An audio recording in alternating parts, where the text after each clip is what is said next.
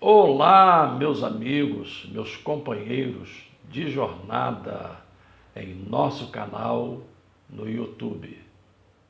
Estamos hoje com mais um vídeo da série História da Igreja e antes de eu dar continuidade, eu quero fazer aquele lembrete tradicional.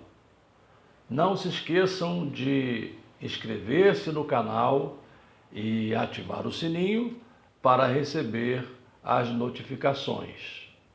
Além desta série, História da Igreja, nós temos mais duas outras séries.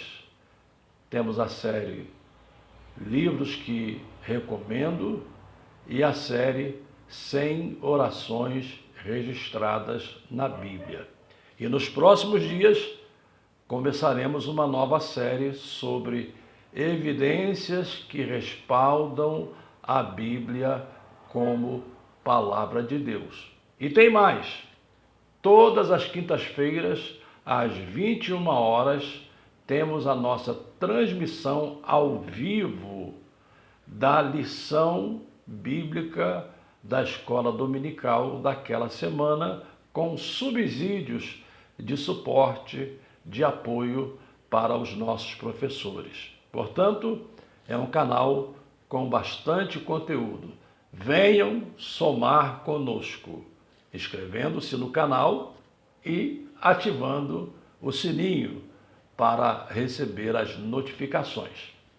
Estamos hoje tratando da série História da Igreja, dando continuidade aos últimos vídeos, e vamos cobrir desde o ano 200 até o ano 261. Lembrando, mais uma vez, que são rápidas pinceladas. Não dá para fazer uma exposição pormenorizada, porque aí nós tomaríamos muito tempo e a série se tornaria extremamente longa.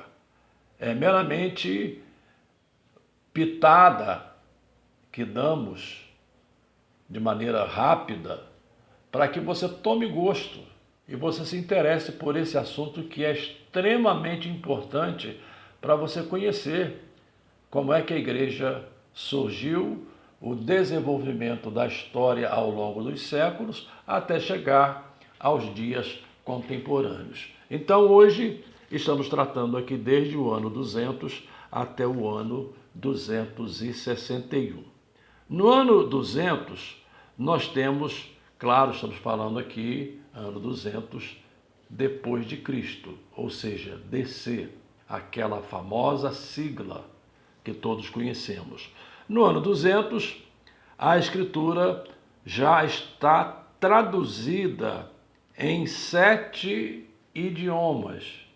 É interessante frisar esse ponto, incluindo a versão siríaca e também a versão cóptica, que é a versão egípcia.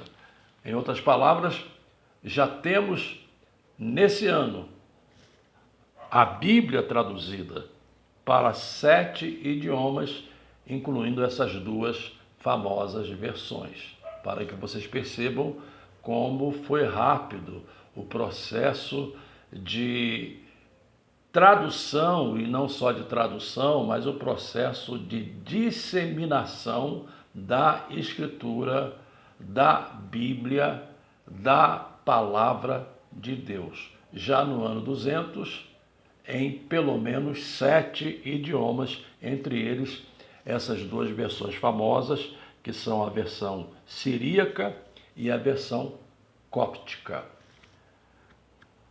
Ainda no ano 200, os cristãos egípcios, e quando falamos de cristãos egípcios, estamos falando dos cristãos cópticos, é bom também frisar esse ponto.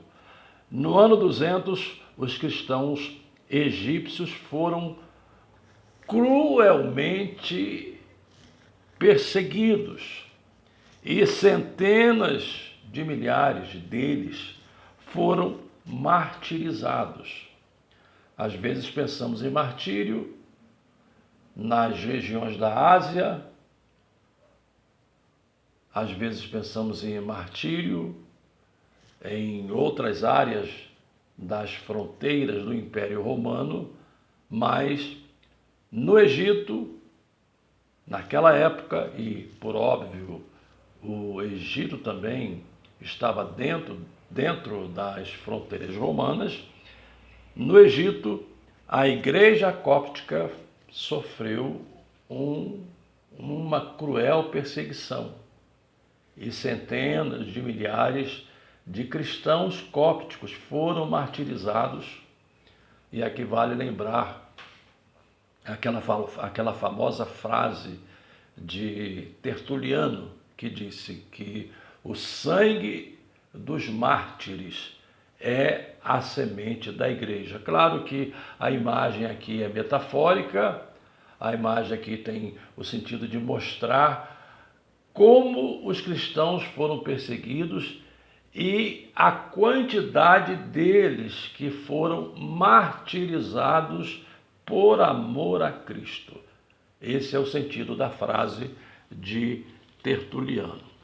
No ano 215, nós temos a morte do famoso teólogo daquela época, daquele período, Clemente de Alexandria. Clemente morre em Jerusalém no ano 215 depois de Cristo. É um dado interessante porque Clemente teve uma importância teológica muito grande para o desenvolvimento das doutrinas cristãs. Ele morre, portanto, no ano 215, aliás. Eu cometi um lapso, foi no ano 215. Ano 215, Clemente de Alexandria morre em Jerusalém. Só para frisar também esse ponto. No ano 220, nós temos aqui uma informação bastante interessante. É acerca de Orígenes.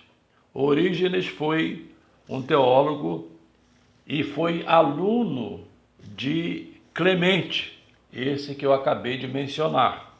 Ele foi um teólogo conhecido, inclusive muito mencionado nos dias de hoje, um teólogo de grande importância para a igreja, e Orígenes funda então a escola de Cesareia. Ele escreve muitos livros, muitas obras, inclusive comentários da maioria dos livros do Novo Testamento. E Orígenes escreve que o Evangelho de Cristo já tinha sido pregado naquele período a todas as criaturas debaixo do céu. É uma frase que ele usa, e essa frase tem importância por um aspecto, porque quando você olha Atos 1 e 8, nós temos ali praticamente uma classificação do modo como o Evangelho alcançou o mundo de então. Ali diz, quando Jesus ordena aos discípulos: mas recebereis a virtude do Espírito Santo e ser-me-eis testemunhas, tanto em Jerusalém, como em toda a Judéia, como em Samaria e até os confins da terra. Quando você lê o livro de Atos, você percebe que essa classificação se desenvolve naquela época, porque o mundo de então, dentro das fronteiras romanas, ou seja, os confins da terra ou dos povos habitados conhecidos naquele período, esses confins foram alcançados pela igreja primitiva, e é exatamente o sentido dessa frase de Orígenes, quando ele diz que o Evangelho de Jesus Cristo foi pregado em toda a criatura, ou para toda a criatura debaixo do céu. Entre o ano 235 e o ano 270, nós temos várias perseguições sob o comando de diferentes imperadores contra o cristianismo. Convém frisar que o cristianismo era uma religião que criava desconforto, primeiro porque a fé cristã não se curvava ao Estado. Segundo, porque a fé cristã não prestava culto ao imperador.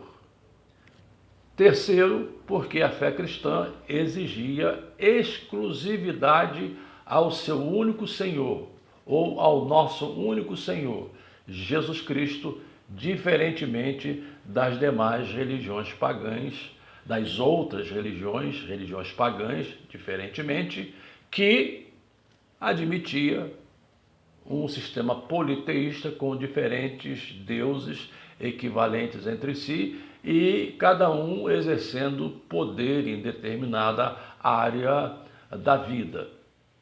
Com o cristianismo era diferente e isso criava problemas para o império. Portanto, nesse período entre o ano 235 ao ano 270, esse período foi um período de intensa perseguição sob o comando de diversos imperadores na sequência desse período. Também nesse período, Cartago se torna o maior centro, Cartago está na África, se torna o maior centro do cristianismo, na África. Ou seja, o Evangelho transpõe as fronteiras, o Evangelho se expande para a África e Cartago se torna o maior centro do cristianismo na África. Vamos para o ano 242. No ano 242, nós temos o surgimento do maniqueísmo. Ele tem origem em Manes, tem origem na Pérsia. Manes faz uma junção de diferentes conceitos, de diferentes religiões pagãs, negando a humanidade de Cristo. O maniqueísmo negava a humanidade de Cristo e estabelecia um dualismo completo, não é? Absoluto, entre o bem e o mal, como se fossem forças equivalentes. O ponto é esse. Como se fossem forças equivalentes entre o reino de Deus e o reino das trevas, como se fossem forças equivalentes. Então, daí surge a expressão maniqueísmo. O maniqueísmo é quando colocamos as coisas nessa camisa de força, entre o bem e o mal. E aí tem os diferentes desdobramentos, e ainda hoje, digamos que alguns ensinos contemporâneos têm a raiz no maniqueísmo. E eu aproveito para fazer aqui um parênteses. Quando falamos de reino de Deus, não estamos falando de um reino que está em disputa com o reino das trevas. Quando falamos de bem e mal, não estamos falando de um bem que está em disputa contra o mal para ver quem prevalece.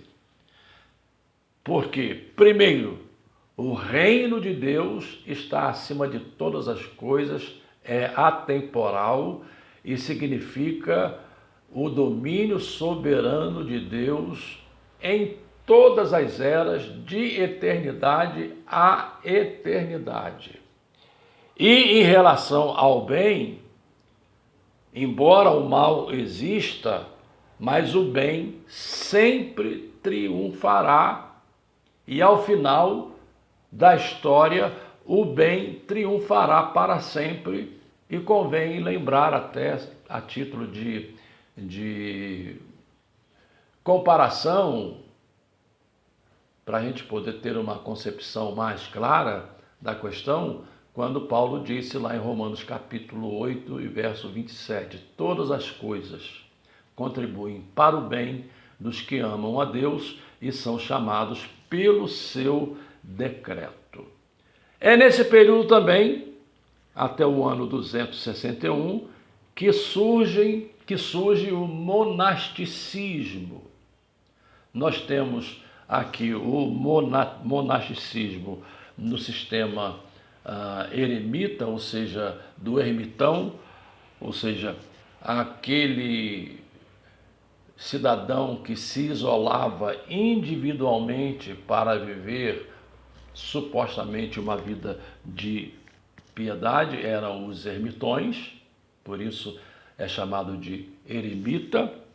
Surge no Egito e também o sistema de mosteiros, não é? De coletivo, de comunidade. Eram grupos religiosos ou ordens religiosas. Esse sistema de monasticismo, tanto individual quanto em termos de ordem ou de grupo, surge nesse período e surge no Egito. Ou seja, neste rápido vídeo, cobrimos desde o ano 200 até o ano 261. Até o ano 261. Você percebe que são pinceladas. Não há condição de a gente fazer análises mais detalhadas. No nosso próximo vídeo, nós vamos cobrir desde o ano 287 até o ano 313, quando temos, em 313, o famoso Édito de Milão. Édito de Milão. Então nós vamos tratar no próximo vídeo desde o ano 287 até o ano 313. Espero você. Não se esqueça de inscrever-se no canal e ativar o sininho para receber as notificações. Grande abraço e até o nosso próximo vídeo.